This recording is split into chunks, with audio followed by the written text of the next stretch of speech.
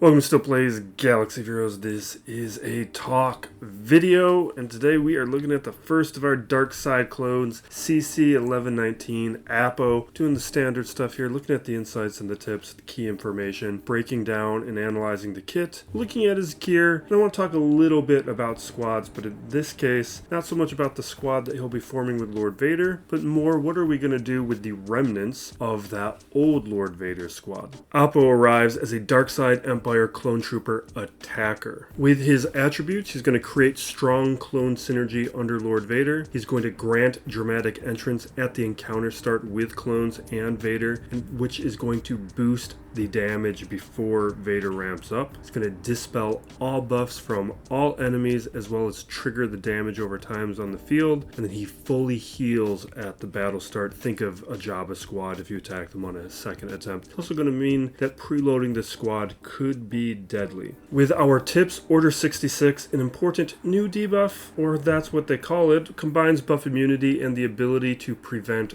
revives. They say to time the second special accordingly. This portion here I'm a little more skeptical on because Vader already prevents revives. Now this does mean you can prevent revives earlier into the battle, but the utility to that is going to depend on if we're going to have clones help make sure that we can get through our enemy's defenses quickly, and what kind of teams is going to be ideal to bring Vader up again. It's helpful, but it's not necessary. I also don't think it's critical. The first special can stealth an allied dark side clone, which is an important mechanic in disguised clone troopers kit. Summon a Knightfall trooper at the battle start. Operation Knightfall effect as a sort of endless ranks from the dark trooper, and giving 3 Knightfall troopers over the battle. And Coruscant Commander, part of the unique, makes Lord Vader extremely hard to counter, if anything less than a galactic legend. This likely marks the end of cheap counters, or relatively cheap counters, of Afra, Fennec, Bo-Katan to Lord Vader, which is too bad, but probably appropriate and addresses one of the larger community complaints, although I didn't really share it. And it does mean, at least, we get Maul back. And with our frequently asked questions, the most notable items here is that we need him at Relic 5 for the Jedi Master Mace Windu legendary event, and that Tarkin is getting a touch-up. And this is why I want to talk about at the end of the video about squad mechanics and synergies, because we're going to have some leftover Empire squads once we have all these dark side clones that are going to fill out, because we're going to need a new home for Royal Guard. We're going to be potentially part of this touch-up. Tarkin might be able to be a new leader for our Empire characters, and then that could sometimes pull over Palpatine and Mara Jade if Starkiller is paired with Ser Junda. So some things to look at. Now for our kit analysis and breakdown, where we strip out some of CG's language, rework some of it so that we can have a better understanding of the mechanics and how to utilize these characters. Physical damage to the target enemy and grant defense penetration up to the strongest ally that didn't already have it. During APPO's turn, mass call all other attackers with defense penetration up to assist. We'll get to this later, but the summon also has this mechanic. I would think that the summon is also an attacker, so we're going to have these 2 clones assisting once the buff spreads, also Lord Vader. So from the start, we're going to have at least 3 characters with that mass call assist once the defense penetration spreads, and the potential for the future if we have additional attacker clones. The first special, Knightfall, cooldown of 4, AoE dispel enemy buffs, physical damage to the target enemy and inflict stun on them, then call a random dark side clone to assist. The end of APPO's turn, the ally that assisted will stealth, and APPO and Knightfall gain crit damage up. So mostly a buff dispel with some light control in that stun. Kind of surprised it's 4-turn cooldown. It is an AoE buff dispel, which is nice, but I think what's going to depend here is what the future support clones do on basic. If they have a powerful basic, that might be more sensible. I'll also note that the crit mechanic with the crit damage up may mean more with the Ami, because there are some crit mechanics there. The second special, No Witnesses, is a cooldown of 4 and it's a Zeta ability. Deal physical damage and AoE trigger all enemy stacks of damage over time. Knightfall Trooper assists and gains advantage. Now I assume that this is an AoE deal physical damage from the animation. CG probably update this language to reflect that down the line. Obviously this is going to have strong synergy with Vader and probably worth doing first. Just be mindful of the timing because of what comes next here. If Lord Vader is the leader and the target enemy has 8 or more stacks of damage over time, inflict Order 66 on the target enemy. And we're going to want to inflict Order 66, especially with this larger cooldown. We want to be able to take advantage. So timing will be critical for this ability. With Lord Vader and his mechanics, everyone's going to have 6 stacks of dots pretty early. But he's probably going to need help getting to 8 stacks, at least early on in the battle. So that's probably going to need some help from one of these other additional clones. Now, Order 66, immune to buffs and can't be revived if defeated. So the benefit to this is to prevent revives prior to Vader using his ult. So we want to apply this special early to prevent revives before we can use the ultimate. But we will need help to do so. So we need to pay attention to these future kits. If any of these clones inflict damage over time, then we will want them to take a turn before APPO. So just remember that. I'll remind you when we get to those kits. But if one of them applies damage over time, they need to go before APPO so that he can apply Order 66 on his turn. Our unique ability, Vader's Fist. This is a Zeta and Ami ability. Territory Battle Ami will address that at the end after we take care of the Knightfall Troopers mechanics themselves, and not the order that CG has things here. At the battle start, dark side clone allies gain 5 speed for each enemy excluding summons, doubled for each Jedi and light side unaligned force user enemy. If all allies are Empire, summon a Knightfall Trooper. So in particular, non-GL Jedi teams, Starkiller, Seer Junda, they're all going to perform poorly because of this mechanic. While an allied Knightfall Trooper is active, APPO has plus 50% offense. That means early in the battle, he is going to have that extra offense, and it means taking out that Knightfall Trooper is going to make APPO less of an offensive threat. Whenever an enemy is defeated, reduce the cooldowns of No Witnesses by 1. This likely will factor in later in the battle, and because of that, it makes me wonder how meaningful it's going to be in Grand Arena, because by the time you're taking out multiple characters, you're probably winning that battle anyway, so that may mean this is going to be more of a territory battle mechanic, where you'll be able to cycle through No Witnesses a little bit more quickly and apply Order 66 more quickly. I think in Grand Arena, it might help apply one extra Order 66, maybe 2. At the start of his turn, APPO AoE dispels enemy foresight. Enemies who had foresight dispelled this way are exposed. So this is going to hurt Jedi teams, like Yoda teams in particular. This, I think, will also help in the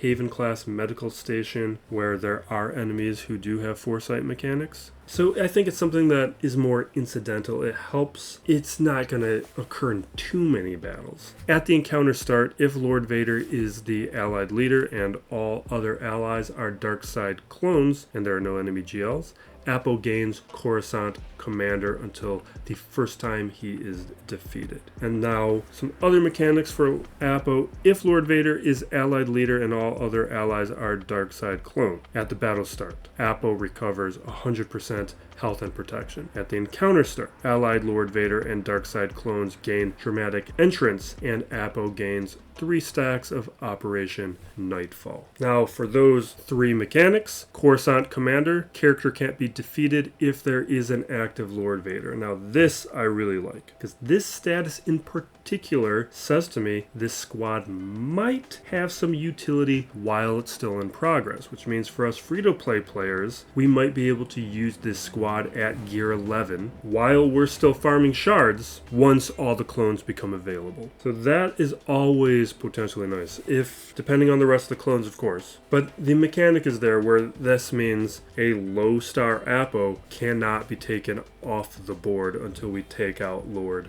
Vader. Operation Knightfall. Knightfall Trooper is defeated remove 1 stack of Operation Knightfall from APPO and summon a Knightfall Trooper. And then Dramatic Entrance, plus 25% offense, deal bonus true damage equal to 10% of the target's max health and can't be evaded. Gain 20% turn meter and Dramatic Entrance for 2 turns if a unit is defeated this way. So the extra offense is nice, the extra Dramatic Entrance is nice, and some of these mechanics are saying to me that a future clone is probably going to allow us to take out our enemies early and quickly. But what I like the most here is the turn meter boost, because plus with the extra speed that we're seeing earlier in this unique, this is potentially a fast squad, which means that we have some advantages here. Our Knightfall Troopers mechanics, the basic ability Imperial March, this is the same as APPO's basic, which means he's going to be help spreading the defense penetration up. That means we'll be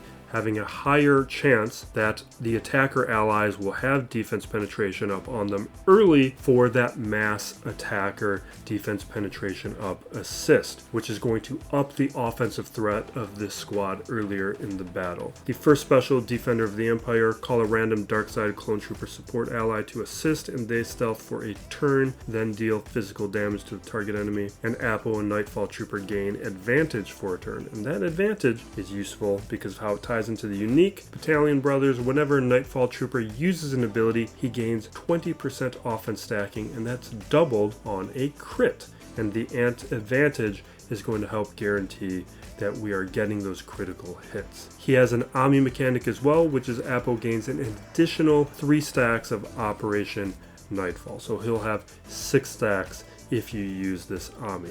And as always, also, this unit's stats scale with the summoner. So if we do have any low star viability with this squad, it means this Knightfall Trooper is going to be taken out very quickly. For our Omicron ability, Territory Battles, at the battle start, APPO gains 50% max health, max protection, and tenacity, so some survivability. At the encounter start, AoE inflict Order 66 on enemies. That is going to be useful for the buff immunity. I'm less convinced that the revive or prevent revive mechanic is what we care about here. Whenever APPO scores a critical hit, he gains 25% offense stacking for the rest of the encounter. Remember how advantage ties into that, so that's probably going to be something semi-reliable. And whenever Knightfall Trooper is defeated, inflict death mark on the strongest enemy, and that's probably going to be useful. Remember, we get an additional 3 stacks of Operation Knightfall from the Knightfall Troopers portion that we already covered. This aspect here I think is going to be the most helpful because it makes the rest of the things easier. Death mark is a little redundant and it also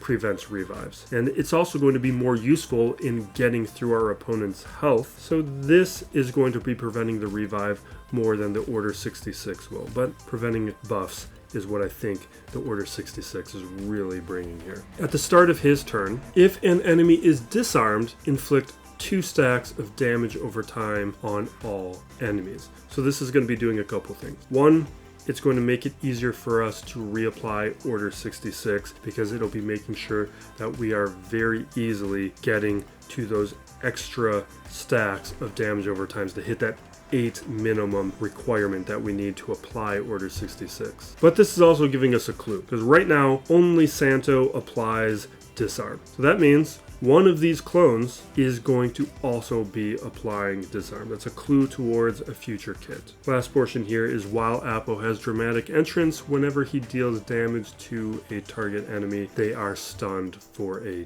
turn. This is an early control mechanic. That's something that we should take advantage of. Remember, if he has defense penetration up, he's going to assist on the Knightfall Troopers' turns. There might also be future assist calls with the rest of this kit, so we can spread our targets around and force multiple characters to be stunned right at the beginning of the battle while APPO still has dramatic entrance. For APPO's gearing, he's a little bit below average. At gear 8, we've got a stun gun, a couple HoloLenses, easy stuff these days, but still notable. Gear 9, we do have 1 set of Kairos, another set at gear 10, but only 2 sets up to gear 11, which is below average. Most characters are at 3. At gear 11, he has 1 extra set, but that's 150 of each up to gear 12. Gear 12, not that bad. We do have 2 Nubian scanners, 1 med pack, and it is the prod finisher, which puts him around average, but this is still pretty easy when it comes to most characters these days. His relic requirements are relatively spread out. Now for squads, don't really want to talk about Lord Vader and APPO because we know what that squad is going to look like in the end, more or less. What I want to talk about is we know Tarkin is getting a touch-up, which means there's the potential that even after he's no longer leading those dark side clones, he might be able to serve as a leader for the remainders of the Empire after we take out trooper squads or the Inquisitors or these remnant options. This is basically what's left. Krennic, Thrawn, Royal Guard, and Imperial Probe Droid. They don't really have homes. Also though, we might be in a scenario where if we are pulling away from a Palpatine Starkiller squad because of Seer Junior, we have Palpatine Mara Jade could be brought into this squad as well. I'm just interested in the potential mechanics for Tarkin hopefully creating a new home for some of these other Empire characters. But if his touch-up specified dark side clones only, then that's eliminated. We'll just have to see, but it's something I want to talk about because CG is trying to give us new homes for characters with a lot of these touch-ups so that we don't just have useless characters. They've been very good about that. We got a lot of videos we're catching up right now as I recover from being sick. We have Grand Arena videos coming out all the time, but also we have a new Datacron set. We also have a lot of recent news that I do want to address, at least some quick thoughts on. So look out for those videos that are going to be coming out soon, as well as Jocasta News Kit that I've been pushing off because it's always been a lower priority. We are running out of time now to address that before she becomes active in game. So thank you for watching. Be excellent to each other, everybody. This is Still Plays Galaxy of Heroes.